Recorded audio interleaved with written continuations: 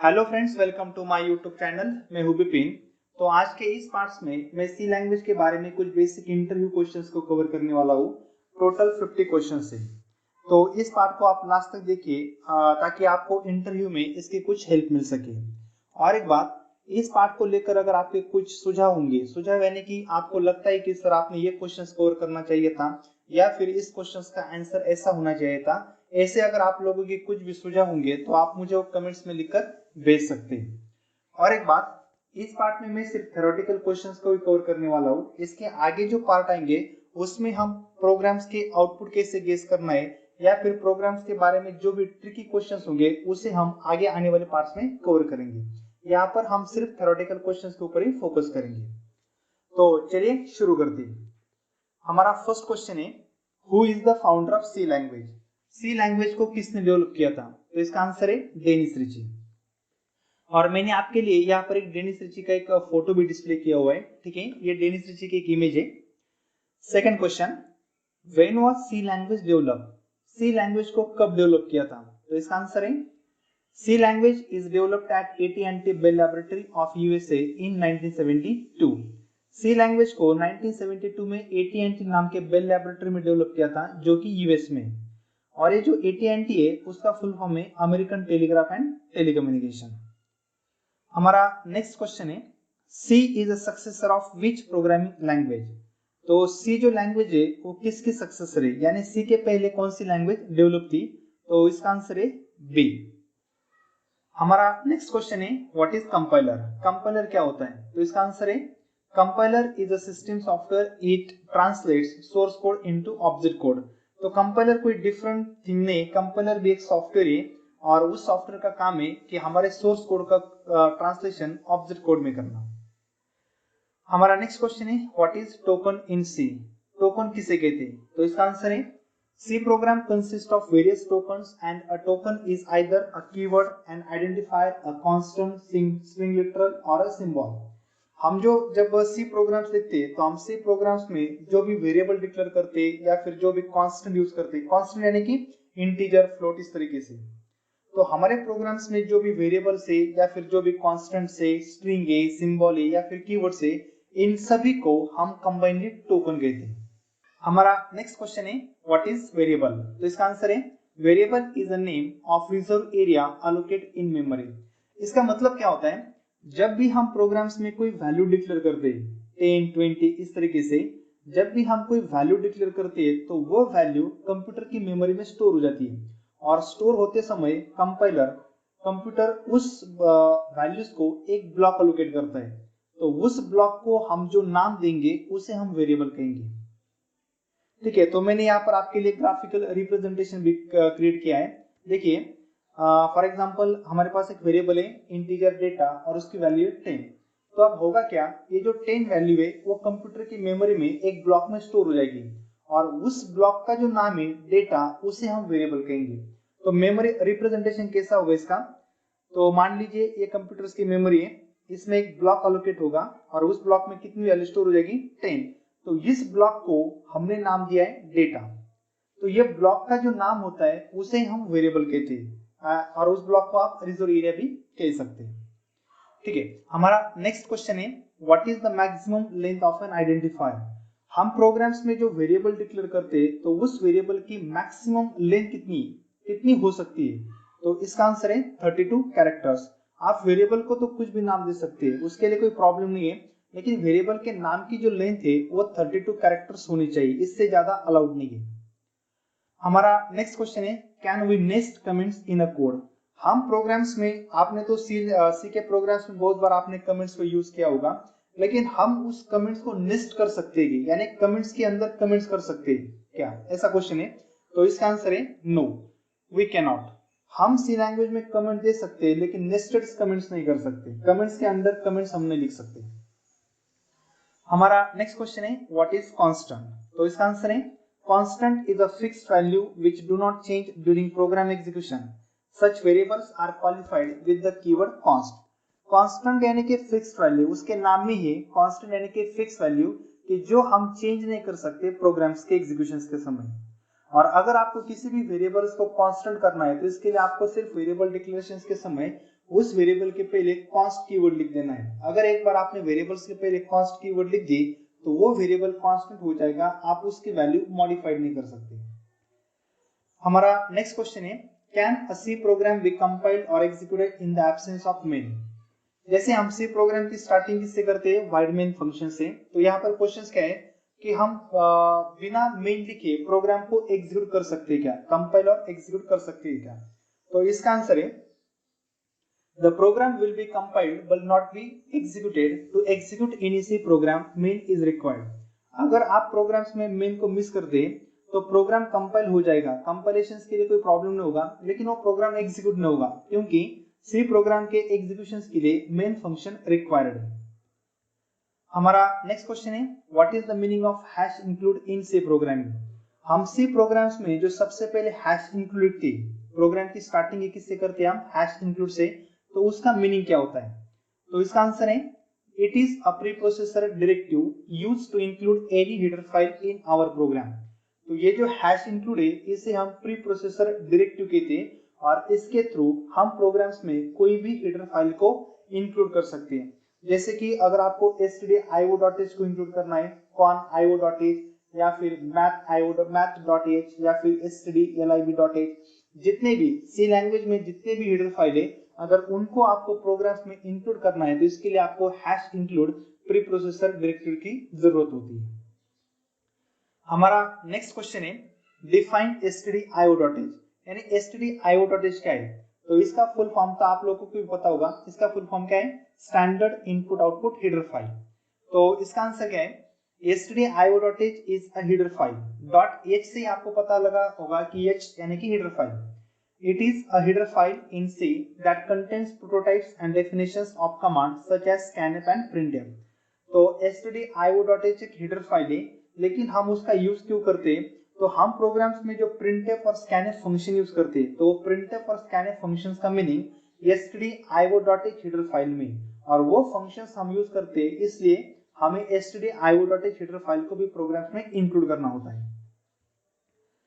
हमारा next question है, what happens if header file is included twice. आपके पास एक ही हेडर फाइल है लेकिन आपने वो दो बार लिखी। जैसे प्रोग्राम्स में हम लिखते हैं ना, हैश इंक्लूड stdio.h, उसके बाद हैश इंक्लूड con.io.h, लेकिन मान लीजिए कि आपने stdio.h हेडर फाइल ही अगर आपने दो बार प्रोग्राम्स में स्पेसिफाई की तो क्या होगा। तो इसका आंसर है प्रोग्राम एग्जीक्यूट हो जाएगा। इसका आंसर क्या है, if header file with proper syntax is included twice the second one gets ignored. आपने एक ही हेडर फाइल अगर दो बार स्पेसिफाई की तो प्रोग्राम में कुछ प्रॉब्लम नहीं आएगा, प्रोग्राम कंपाइल भी होगा एग्जीक्यूट भी होगा, लेकिन आपने जो सेकंड फाइल ऐड की कंपाइलर उसे इग्नोर करेगा, वो सिर्फ फर्स्ट हेडर फाइल को ही कंसीडर करेगा, सेकंड को ऑटोमेटिकली इग्नोर कर देगा। हमारा नेक्स्ट क्वेश्चन है, what are the basic data types in C. तो सी लैंग्वेज में कौन कौन से बेसिक डेटा टाइप है, इसका आंसर है integer, float, double, character, wide. जो हम प्रोग्राम्स में कॉमनली यूज करते हैं इंटीजर, फ्लोट, डबल, कैरेक्टर, ये सभी बेसिक डेटा टाइप्स है। तो इंटीजर्स का यूज हम किसके लिए करते हैं, एक इंटीजर का यूज हम नंबर को रिप्रेजेंट करने के लिए। अगर आपके पास विदाउट डेसिमल की वैल्यू है तो विदाउट डेसिमल की वैल्यू स्टोर करने के लिए हम इंटीजर टाइप का यूज करते हैं। अगर आपको डेसिमल वैल्यू स्टोर करनी है तो उसके लिए हम फ्लोट का यूज कर सकते हैं। आप डबल का भी यूज कर सकते हैं डेसिमल नंबर के लिए। सिर्फ डिफरेंस क्या है, अगर आपके पास छोटी वैल्यू है तो आप फ्लोट का यूज कर सकते हैं, लेकिन आपके पास बड़ी वैल्यू है तो इसके लिए आप डबल का यूज कर सकते हैं। लेकिन फ्लोट और डबल ये दोनों भी डेसिमल को रिप्रेजेंट करते हैं और इंटीजर नॉन डेसिमल को। अगर आपको प्रोग्राम्स में कोई भी सिंगल कैरेक्टर स्टोर करना हो तो इसके लिए आप कैरेक्टर का यूज कर सकते हैं, और वाइड तो कुछ भी रिप्रेजेंट नहीं करता एक्चुअली, ठीक है, wide special purpose type without any value. हमारा नेक्स्ट क्वेश्चन है, can I use int data type two store 32768 value. अभी हमने इसके पहले क्वेश्चंस में एक और किया था कि इंटीजर जो टाइप है वो विदाउट डेसिमल वैल्यू को रिप्रेजेंट करता है, तो 32768 वैल्यू भी विदाउट डेसिमल है। तो क्वेश्चंस क्या है कि हम 32768 वैल्यू स्टोर करने के लिए इंटीजर टाइप का यूज कर सकते हैं क्या, तो इसका आंसर है नो। नो क्यों है, क्योंकि इंटीजर्स में तो आप विदाउट डेसिमल की वैल्यू स्टोर कर सकते हैं, लेकिन इंटीजर को एक रेंज का लिमिटेशन है, यानी integer data type will support the range between -32768 to 32767।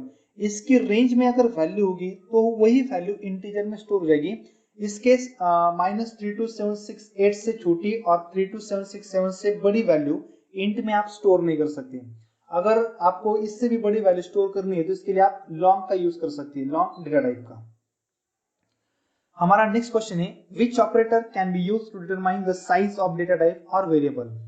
आप प्रोग्राम्स में जो भी वेरिएबल लिखते हैं, इंटीजर, फ्लोट या फिर कैरेक्टर, तो उन वेरिएबल्स को कितनी मेमोरी लगती है, कितनी साइज लगती है, वो डिटरमाइन करने के लिए आप किस ऑपरेटर का यूज करते हैं, ऐसा क्वेश्चन है।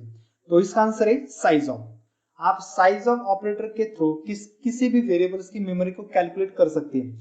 जैसे आपको पता है इंटीजर को स्टोर करने के लिए 2 बाइट मेमोरी लगती है, फ्लोट को स्टोर करने के लिए 4 बाइट मेमोरी लगती है और कैरेक्टर को स्टोर होने के लिए 1 बाइट मेमोरी लगती है। लेकिन अगर आपको प्रिंट करना है तो प्रिंट करने के लिए आप साइज ऑफ ऑपरेटर का यूज कर सकते हैं।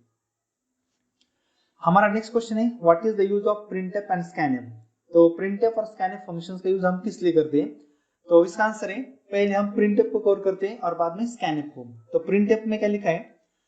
The printf function is used to print the integer, character, float, string values onto the screen. अगर आपको किसी भी integer value, character, float, string variables को अगर print करना है तो print करने के लिए आप printf functions का use कर सकते हैं। और scanf का use क्या है? The scanf function is used to take input from the user.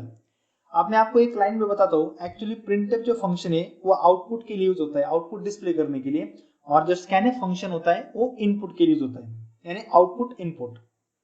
हमारा नेक्स्ट क्वेश्चन है what is command line arguments. इसका आंसर है the argument pass to the main function while executing the program is known as command line argument.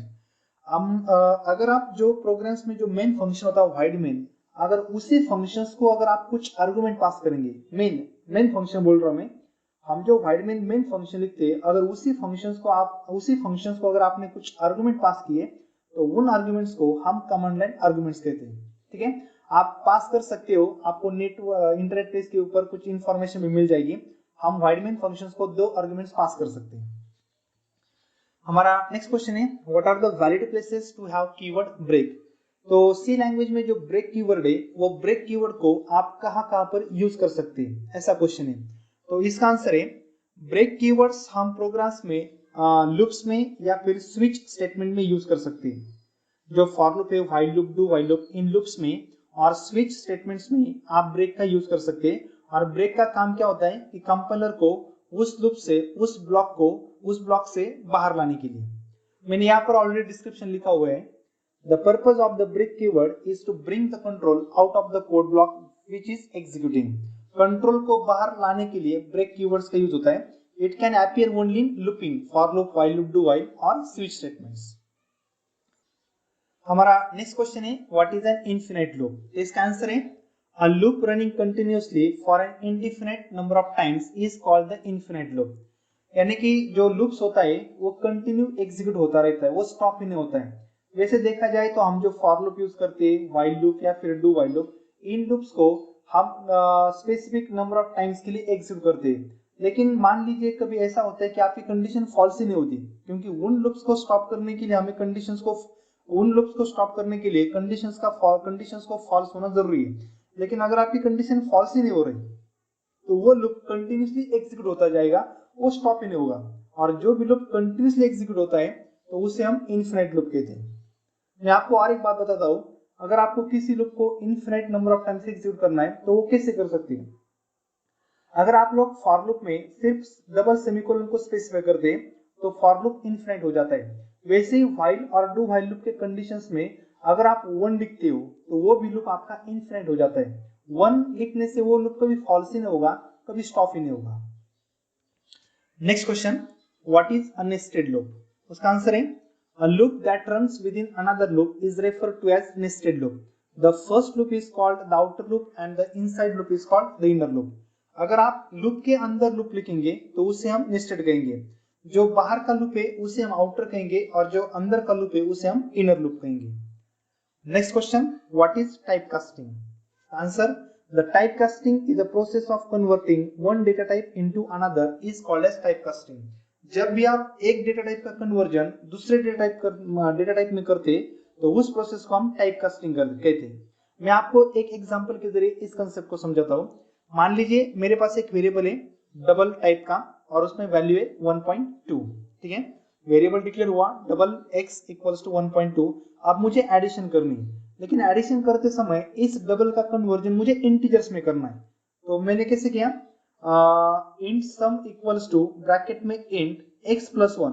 तो bracket में हमने जो int लिखा, second line में ब्रैकेट में हमने जो इंट लिखा, इसे हम टाइप कास्टिंग करेंगे, क्योंकि x का प्रीवियस टाइप डबल था और उस डबल का कन्वर्जन मैंने किया इंटीजर्स में।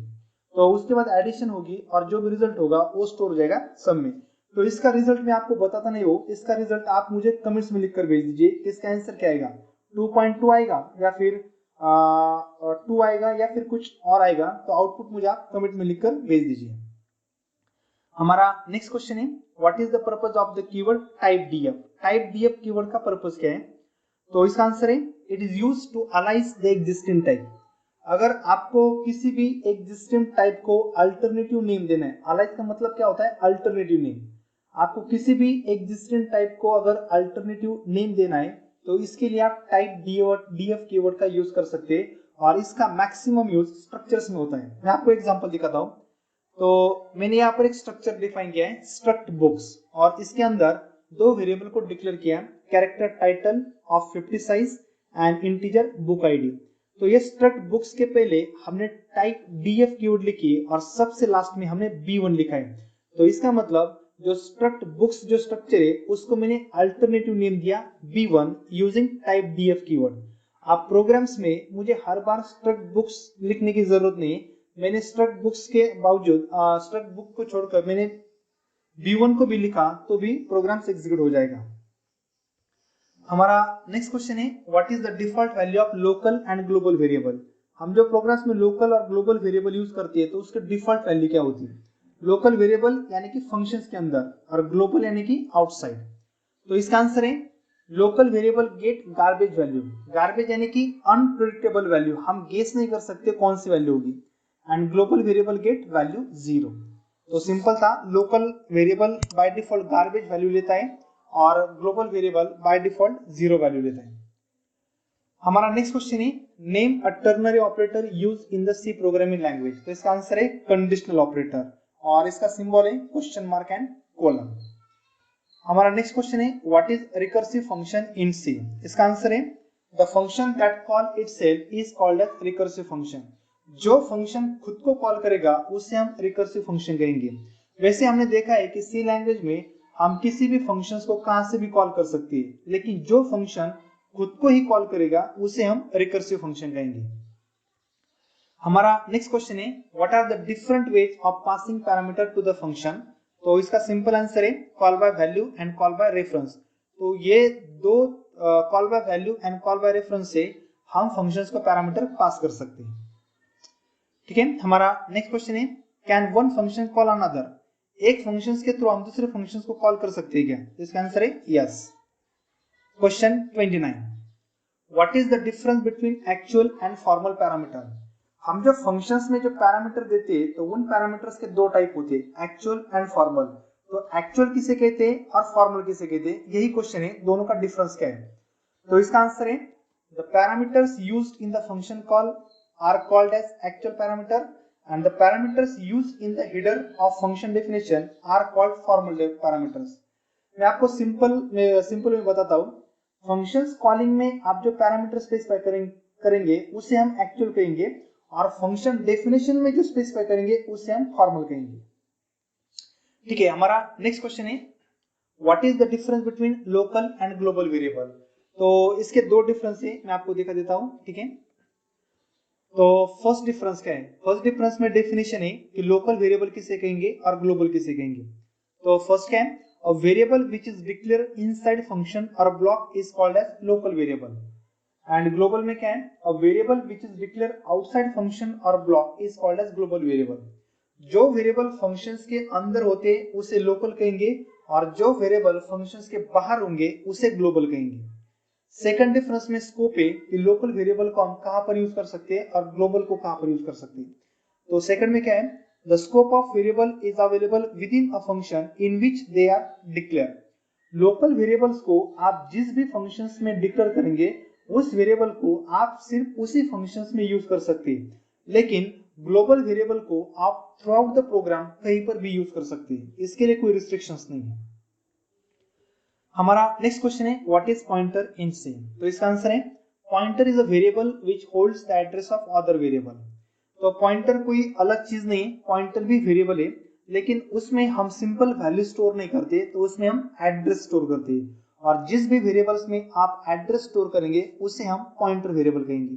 मैं आपको एग्जांपल दिखाता हूं, जैसे कि मेरे पास एक वेरिएबल है int a इक्वल्स टू 10, तो ये सिंपल इंटीजर वेरिएबल हुआ क्योंकि हमने सिंपल वैल्यू स्टोर की। लेकिन मेरे पास सेकंड वेरिएबल है b, और b में मैंने a का एड्रेस स्टोर किया, जो आपको a के पहले जो एम्परसेंड का जो सिंबल दिखा दे रहा है वो एड्रेस को रिप्रेजेंट करते हैं।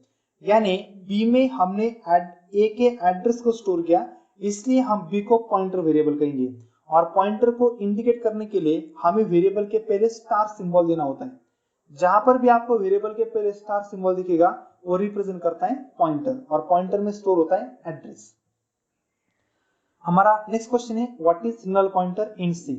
तो इसका आंसर है, मैंने यहाँ पर थ्योरेटिकली 2 पॉइंट्स लिखे, लेकिन मैं आपको सिंपल वे में बताता हूँ कि नल पॉइंटर क्या होता है। जैसे कि मैंने आपको अभी कहा कि पॉइंटर्स में हम एड्रेस स्टोर करते हैं, लेकिन अगर आपके पास ऐसा पॉइंटर है, ऐसा वेरिएबल है, डिक्लेयर करते समय हमने उसको पॉइंटर डिक्लेयर किया, लेकिन हमने उसमें एड्रेस ही स्टोर नहीं किया। अगर उसमें एड्रेस ही नहीं है तो वो किसी भी मेमोरी लोकेशन को पॉइंट नहीं कर रहा है, किसी भी मेमोरी लोकेशन को पॉइंट नहीं करता है। तो जो भी पॉइंटर किसी भी मेमोरी को पॉइंट नहीं करता है तो उसे हम नल पॉइंटर कहते हैं। मैं आपको एक पॉइंट रीड करके बताता हूँ। A null pointer is a pointer, यानी कि pointer he, but that does not point to any memory location, लेकिन वो किसी भी मेमोरी लोकेशंस को पॉइंट नहीं करता है, यानी कि उसमें कोई भी एड्रेस स्टोर नहीं है। हमारा नेक्स्ट क्वेश्चन है what is pointer to pointer. इसके पहले हमने सिर्फ पॉइंटर को देखा, अब पॉइंटर टू पॉइंटर क्या होता है। तो इसका आंसर है a pointer which stores the address of other pointer. इसके पहले हमने जो क्वेश्चन लिखा था व्हाट इज पॉइंटर, तो उसमें हमने डेफिनेशन क्या लिखी थी, pointer is a variable which stores the address of other variable. जो भी वेरिएबल सिंपल वेरिएबल का एड्रेस स्टोर करता है उसे हम पॉइंटर कहेंगे। लेकिन कोई ऐसा वेरिएबल है कि जो एड्रेस स्टोर करते समय पॉइंटर का ही एड्रेस स्टोर कर रहा है, तो उसे हम पॉइंटर टू पॉइंटर कहेंगे। मैं आपको एक एग्जांपल के जरिए समझाता हूँ। देखिए मेरे पास एक वेरिएबल है int a इक्वल्स टू 10, तो ये सिंपल इंटीजर वेरिएबल हुआ। उसके बाद ये पॉइंटर हुआ, जो b वेरिएबल है वो क्या हुआ, पॉइंटर, क्योंकि हमने उसमें वेरिएबल का एड्रेस स्टोर किया। लेकिन आगे जो वेरिएबल है c, ये पॉइंटर टू पॉइंटर हुआ। क्यों पॉइंटर टू पॉइंटर हुआ, क्योंकि c में हमने b का एड्रेस स्टोर किया और b ऑलरेडी एक पॉइंटर है, तो इसलिए हम c को पॉइंटर टू पॉइंटर कहेंगे, या फिर आप c को डबल पॉइंटर भी कह सकते हैं। तो यहाँ पर ये हुआ सिंपल इंटीजर, b हुआ पॉइंटर और c हुआ पॉइंटर टू पॉइंटर। हमारा नेक्स्ट क्वेश्चन है what is wide pointer in c। तो इसका आंसर है wide pointer is a pointer that can be converted into any type of pointer. यानी wide pointer एक ऐसा पॉइंटर है कि जिसको आप किसी भी पॉइंटर में कन्वर्ट कर सकते हैं, इंटीजर में, फ्लोट में, कैरेक्टर में, किस में भी कन्वर्ट कर सकते हैं। तो जनरली होता क्या है, आपको अगर इंटीजर वेरिएबल का एड्रेस स्टोर करना हो तो इसके लिए इंटीजर पॉइंटर चाहिए, फ्लोट वेरिएबल का एड्रेस स्टोर करना हो तो फ्लोट पॉइंटर चाहिए, कैरेक्टर वेरिएबल का एड्रेस स्टोर करना हो तो कैरेक्टर पॉइंटर चाहिए। यानी जिस वेरिएबल का एड्रेस स्टोर करना हो आपको उसी टाइप का पॉइंटर भी लगता है। लेकिन वाइड पॉइंटर में खासियत है कि वाइड पॉइंटर अगर आपने डिक्लेयर किया तो उसमें आप कौन से भी टाइप का एड्रेस स्टोर कर सकते हैं, इंटीजर का भी, फ्लोट का भी और कैरेक्टर का भी। मैं आपको एग्जांपल दिखाता हूँ। जैसे मेरे पास यहाँ पर 2 वेरिएबल है, एक कैरेक्टर वेरिएबल है जिसमें मैंने स्टोर किया a, और सेकंड a वेरिएबल है जिसमें मैंने स्टोर किया 10। तो जनरली क्या होगा, अगर आपको दोनों के एड्रेस स्टोर करने हैं तो दोनों के लिए आपको 2 अलग पॉइंटर लगेंगे। कैरेक्टर का एड्रेस स्टोर करने के लिए कैरेक्टर पॉइंटर और इंटीजर का एड्रेस स्टोर करने के लिए इंटीजर पॉइंटर। लेकिन मैं यहाँ पर एक ही पॉइंटर डिक्लेयर करूंगा जिसका टाइप होगा वाइड, और अगर पॉइंटर का टाइप वाइड होता है तो उसे हम वाइड पॉइंटर कहेंगे, और वाइड पॉइंटर दोनों का एड्रेस स्टोर कर सकता है। यानी उस पॉइंटर में मैं कैरेक्टर का भी एड्रेस स्टोर कर सकता हूँ और उसी पॉइंटर में मैं इंटीजर का भी एड्रेस स्टोर कर सकता हूँ। मुझे डिफरेंट पॉइंटर डिक्लेयर करने की जरूरत नहीं। आप यहाँ पर एक बात और ध्यान में रखिए कि वाइड पॉइंटर में किसी भी टाइप का एड्रेस स्टोर हो सकता है, लेकिन एट ए टाइम सिर्फ एक ही हो सकता है। जैसे कि पहले मैंने पॉइंटर में कैरेक्टर का एड्रेस स्टोर किया ptr इक्वल्स टू ch, और उसके बाद जैसे मैंने ptr में इंटीजर का एड्रेस स्टोर किया तो पहले वाला एड्रेस ओवरराइट हो जाएगा। ठीक है, वाइड में आप किसी भी टाइप का एड्रेस स्टोर कर सकते हैं, लेकिन एट ए टाइम सिर्फ एक ही स्टोर कर सकते हैं। हमारा नेक्स्ट क्वेश्चन है, what do you mean by dangling pointer variable in C programming. तो इसका आंसर मैं आपको रीड करके दिखाता हूं, बाद में इसको हम डिस्क्राइब करेंगे। A pointer in a C programming is used to point the memory location of an existing variable. In case if that particular variable is deleted and the pointer is still pointing to the same memory location, then that particular pointer variable is called as dazzling pointer variable. इसका मतलब जैसे कि मैंने आपको पहले बताया था, pointer में हम क्या स्टोर करते हैं, वेरिएबल का एड्रेस। लेकिन सपोज मान लीजिए कि आपने पॉइंटर में वेरिएबल का एड्रेस स्टोर किया, ठीक है, यानी पॉइंटर जो वेरिएबल है वो आप वेरिएबल के एड्रेस को पॉइंट कर रहे हैं, लेकिन बाद में आपने उस वेरिएबल को ही डिलीट कर दिया। पॉइंटर वेरिएबल्स में जिस वेरिएबल का एड्रेस था आपने उसी वेरिएबल को डिलीट कर दिया, फिर भी वो पॉइंटर वेरिएबल उसी मेमोरी को पॉइंट कर रहा है, तो उस पॉइंटर को हम कहेंगे डैजलिंग पॉइंटर। ठीक है, हमारा नेक्स्ट क्वेश्चन है, what functions are used for dynamic memory allocation in C language. Dynamic memory allocate करने के लिए हम सी लैंग्वेज में कौन कौन से फंक्शंस का यूज करते हैं। तो इसका आंसर है, फर्स्ट मैलॉक फंक्शन यानी कि मेमोरी एलोकेशन, सेकंड है कैलॉक फंक्शन यानी कि कॉन्टिग्यूअस एलोकेशन, थर्ड है रीअलोक फंक्शन और लास्ट में फ्री फंक्शन। तो इन चारों फंक्शंस का यूज करके हम सी लैंग्वेज में डायनेमिक मेमोरी एलोकेट कर सकते हैं। हमारा नेक्स्ट क्वेश्चन है, which function can be used to release the dynamic allocated memory. तो जो हमने अभी 4 फंक्शन लिस्ट आउट किए थे, तो उनमें से आप कौन सा फंक्शन यूज करके डायनेमिक एलोकेटेड मेमोरी को रिलीज कर सकते हैं। तो इसका आंसर है फ्री। फ्री फंक्शन से हम मेमोरी को डिलीट कर सकते हैं। हमारा नेक्स्ट क्वेश्चन है, what is the difference between malloc and calloc. तो मैलॉक एंड कैलॉक फंक्शन दोनों भी डायनेमिक मेमोरी एलोकेशन के लिए यूज होते हैं।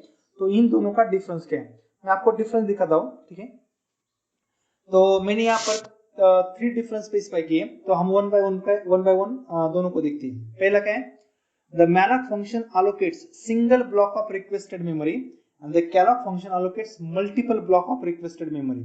Malloc function at a time एक ही ब्लॉक को मेमोरी एलोकेट करता है, लेकिन calloc function at a time multiple block को मेमोरी एलोकेट कर सकता है। सेकंड डिफरेंस इनिशियलाइजेशन के ऊपर है, मैं आपको डायरेक्टली बताता हूँ। मैलॉक फंक्शंस के थ्रू आप जो भी ब्लॉक एलोकेट करेंगे, तो इनिशियली उस ब्लॉक में गार्बेज वैल्यू स्टोर होती है, लेकिन कैलॉक फंक्शन के थ्रू आप जो भी ब्लॉक एलोकेट करते उसमें इनिशियल टाइम पे 0 वैल्यू स्टोर होती है। यानी मैलॉक में इनिशियलाइज होती है गार्बेज से और कैलॉक इनिशियलाइज होता है 0 से। और लास्ट डिफरेंस है, मैलॉक फंक्शंस को हम एक ही आर्गुमेंट पास कर सकते हैं, लेकिन कैलॉक फंक्शंस को हम 2 आर्गुमेंट पास कर सकते हैं। इसलिए सबसे लास्ट लिखा है, malloc functions consist of only 1 arguments and calloc functions consist of 2 arguments. हमारा नेक्स्ट क्वेश्चन है, what is static and dynamic memory allocation.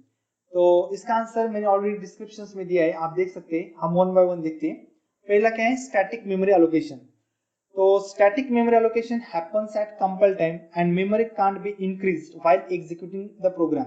जो मेमोरी कंपाइल टाइम पे एलोकेट होती है तो उसे हम स्टैटिक कहते हैं, और स्टैटिक मेमोरी को हम मॉडिफाइड नहीं कर सकते, यानी कि इंक्रीज नहीं कर सकते प्रोग्राम के एग्जीक्यूशन के समय। अब डायनेमिक क्या होता है, dynamic memory allocations happens at run time. Static कब होती है, कंपाइल टाइम पे, और डायनेमिक कब होती है, रन टाइम पे। And dynamic memory can be increased while executing the program. Dynamic को हम इंक्रीज कर सकते हैं, लेकिन स्टैटिक को इंक्रीज नहीं कर सकते। और इसका एक एग्जांपल से, स्टैटिक मेमोरी एलोकेशन एरे में यूज होती है और dynamic memory allocation linked list में यूज होती है। ठीक है, हमारा नेक्स्ट क्वेश्चन है, what do you mean bye memory leak. ये कॉमनली इंटरव्यू में पूछे जाने वाला क्वेश्चन है, what do you mean bye memory leak. तो इसका आंसर क्या है, memory leak can be defined as a situation where programmer allocates dynamic memory to the program but fails to free or delete the used memory after the completion of the code. इसका मतलब, अगर programmer ने dynamic memory allocate की किसी programme के लिए, लेकिन बाद में उस प्रोग्राम्स की मेमोरी को फ्री या फिर डिलीट करना फेल हो जाता है, यानी प्रोग्रामर क्या कर रहा है, डायनेमिक मेमोरी को एलोकेट तो कर रहा है, लेकिन उसे फ्री या फिर डिलीट करने में वो फेल हो रहा है, तो उस मेमोरी को हम मेमोरी लीक कहेंगे। ठीक है, हमारा नेक्स्ट क्वेश्चन है, व्हाट इज /0 कैरेक्टर। तो /0 कैरेक्टर ये जो है वो ज्यादा तो ये स्ट्रिंग में यूज होता है।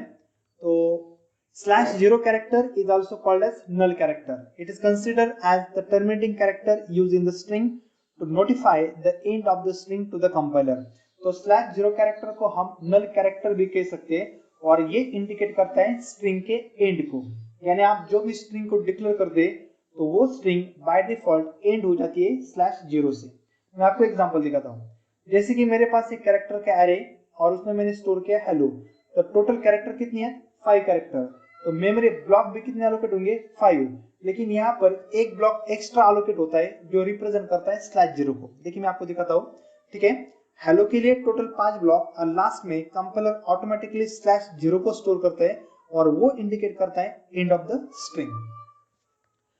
हमारा नेक्स्ट क्वेश्चन है what are the different storage class specified in C. C language में कौन कौन से स्टोरेज क्लास है, तो इसका आंसर है सी लैंग्वेज में टोटल 4 स्टोरेज क्लास है। तो फर्स्ट है auto storage class, second register storage class, third static storage class and fourth है एक्सटर्नल स्टोरेज क्लास। हमारा नेक्स्ट क्वेश्चन है what is an array in C. तो इसका आंसर है an array is a group of similar type of element. It has contiguous memory location.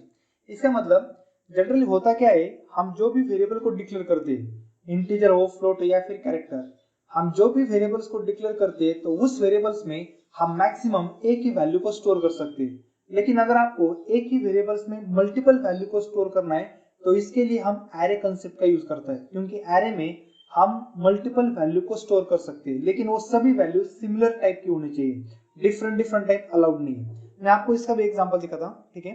जैसे कि यहाँ पर एक वेरिएबल डिक्लेयर किया मैंने इंटीजर डेटा, तो मैंने अगर सिर्फ इंटीजर डेटा वेरिएबल लिखा होता तो उसमें मैं सिर्फ एक ही वैल्यू को स्टोर कर सकता हूँ, लेकिन मैंने डेटा के आगे ओपन क्लोज स्क्वायर ब्रैकेट दिया जिसे हम कहते हैं सबस्क्रिप्ट, और ब्रैकेट में मैंने साइज दी 5, यानी कि डेटा वेरिएबल्स में मैं मैक्सिमम 5 वैल्यू को स्टोर कर सकता हूँ।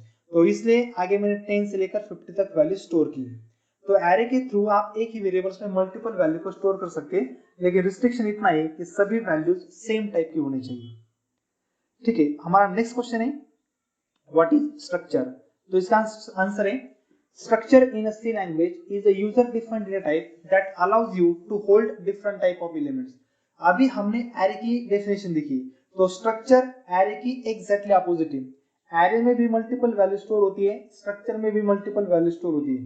तो डिफरेंस क्या है, एरे में जो भी वैल्यू स्टोर होगी सभी वैल्यू सिमिलर टाइप की होगी, सभी वैल्यू सिमिलर टाइप की होनी चाहिए, लेकिन स्ट्रक्चर में आप डिफरेंट टाइप की वैल्यू स्टोर कर सकते हैं, ठीक है।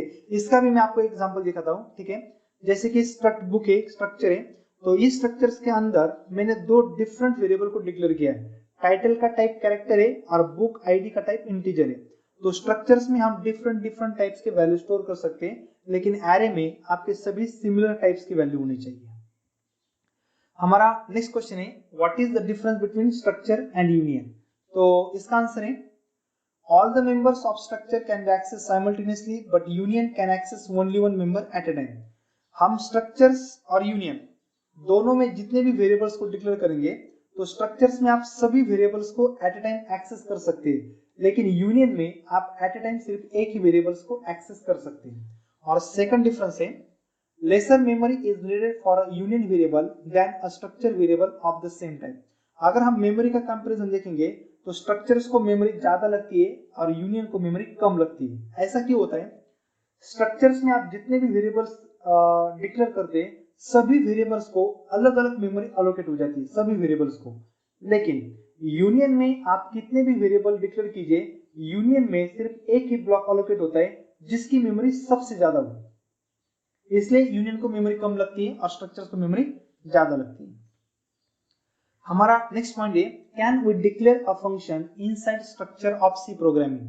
हम स्ट्रक्चर्स के अंदर फंक्शंस को डिक्लेयर कर सकते हैं क्या, तो इसका आंसर है नो। हमारा नेक्स्ट क्वेश्चन है व्हाट इज स्टैटिक वेरिएबल। तो इसका आंसर है static variable is a variable that persist it's value across various functions call. तो जैसे हम सिंपल वेरिएबल को डिक्लेयर करते हैं सेम उसी तरीके से हम स्टैटिक को भी डिक्लेयर कर सकते हैं, लेकिन इसका बेनिफिट क्या है कि स्टैटिक वेरिएबल अपनी वैल्यू को परसिस्ट करता है। आप जितने भी बार फंक्शंस को कॉल करेंगे वो हर बार प्रीवियस वैल्यू को ही कंसीडर करेगा। तो इसका डिक्लेरेशन कैसे करना है, सिर्फ आपको वेरिएबल्स के पहले स्टैटिक कीवर्ड लिखनी है। जब भी आप वेरिएबल्स के पहले स्टैटिक कीवर्ड स्पेसिफाई करेंगे तो उसे हम स्टैटिक वेरिएबल्स कहेंगे, ठीक है।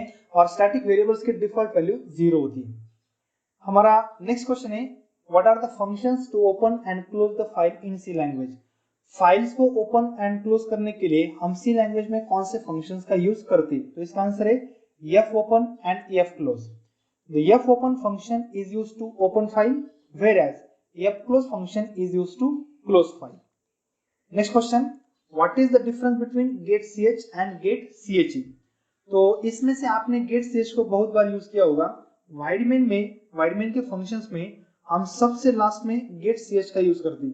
तो यहाँ पर क्वेश्चन क्या है कि getch एंड getche इन दोनों में क्या डिफरेंस है, तो इसका आंसर है the getch function reads a single character from the keyboard. It doesn't use any buffer, so entered data will not be displayed on the output screen.